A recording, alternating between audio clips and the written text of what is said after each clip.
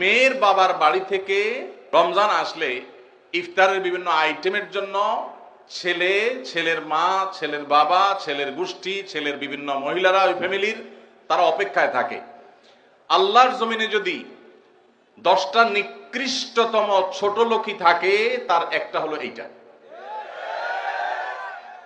যুবক ভাইরা, কোন যুবক হাত তুলে বলতে পারবেন যে আমার শ্বশুরবাড়ি থেকে রমজান উপলক্ষে এরকম কোন ভিক্ষাবৃত্তি আমরা করতে দেই নাই?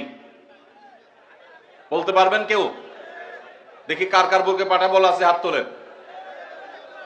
হয় নাই যাদের। বাবাজি আপনি হাত তুলছেন, আপনাদের আমার তো এগুলো ছিলই না।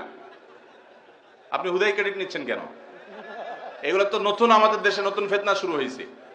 এই দাঁড়িয়ালা ভাই, আপনি হাত তুলছেন কি বুঝা? বলেন বলেন কি বুঝে হাত তুললেন? আপনার শ্বশুরবাড়ি থেকে ইফতার আসে নাই?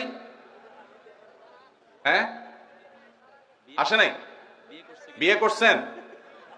হ্যাঁ বিয়ে করছেন, শ্বশুরবাড়ি থেকে ইফতার আসে নাই? গরিব তারা, মানে কারণ কি?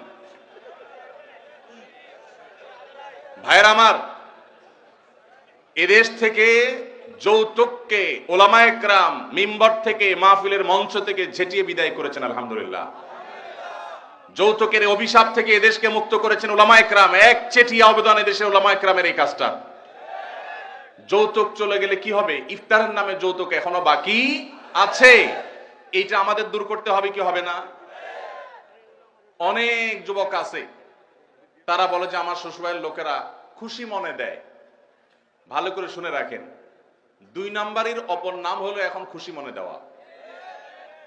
ঘুষখোর সেও বলে খুশি হয়ে দিস, যৌতুকখোর সেও বলে বেহিসাব খুশি হয়ে দিস। শুধু খুশি হয়ে না, জোর করেও দেয়। জোর করে দিবে না কি করবে? তার মেয়েটার শান্তি দরকার তার।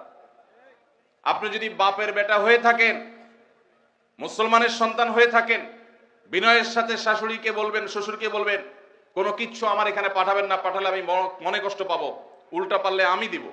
একটা কথা আমি সবসময় বলি ভাই, একটা মেয়েকে কষ্ট করে গর্ভধারণ করা, জন্মের পর থেকে নিয়ে তাদেরকে পড়ালেখা ভরণ পোষণ দিয়ে বড় করে যখন সে সার্বিকভাবে একজন পূর্ণাঙ্গ মানুষে পরিণত হয়েছে, সুশিক্ষিত হয়েছে, সুস্থ সবল হয়েছে, সুঠামদেহী হয়েছে, তখন তাকে ছেলে পক্ষের হাতে তুলে দেয়।